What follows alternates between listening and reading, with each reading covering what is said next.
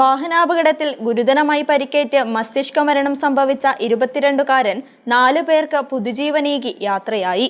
കണ്ണൂർ സ്വദേശിയായ അർജുനാണ് തന്റെ ഹൃദയവും കരളും 2 വൃക്കകളും ദാനം ചെയ്ത് 4 പേരുടെ ജീവിതത്തിന് പുതിയ പ്രതീക്ഷ നൽകിയത്.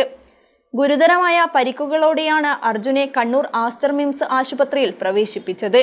ജീവൻ രക്ഷിക്കുന്നതിനായി ഡോക്ടർമാർ പരമാവധി ശ്രമിച്ചെങ്കിലും മെയ് 31 വൈകുന്നേരത്തോടെ മസ്തിഷ്ക മരണം സ്ഥിരീകരിക്കുകയായിരുന്നു. തുടർന്ന് മകന്റെ വിയോഗത്തിന്റെ തീരാദുഃഖത്തിനിടയിലും അവയവങ്ങൾ ദാനം ചെയ്യാൻ മാതാപിതാക്കൾ എടുത്ത ധീരമായ തീരുമാനമാണ് അവയവങ്ങൾ കാത്തു കഴിയുന്ന രോഗികൾക്ക് തുണയായത്. സംസ്ഥാന സർക്കാരിന്റെ അവയവദാന ഏജൻസിയായ Kerala state organ and tissue transplant organisation വഴിയാണ് അവയവ കൈമാറ്റ പ്രക്രിയകൾ ഏകോപിപ്പിച്ചത്. ആസ്റ്റർ സർജന്മാരുടെ നേതൃത്വത്തിൽ മണിക്കൂറുകൾ നീണ്ടുനിന്ന സങ്കീർണമായ ശസ്ത്രക്രിയയിലൂടെയാണ് അവയവങ്ങൾ അവയവദാനത്തിനായി എടുത്തത്.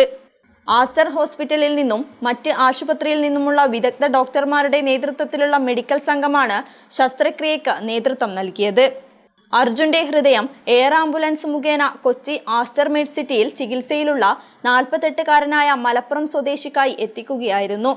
വൃക്കകളിൽ ഒന്ന് കണ്ണൂർ ആസ്റ്റർ മിംസിലെ രോഗിക്കാണ് നൽകുക. രണ്ടാമത്തെ വൃക്ക കോഴിക്കോട് ഗവൺമെന്റ് മെഡിക്കൽ കോളേജിലേക്കും കരൾ കോഴിക്കോട് ബേബി മെമ്മോറിയൽ ആശുപത്രിയിലേക്കുമാണ് കൊണ്ടുപോയത്.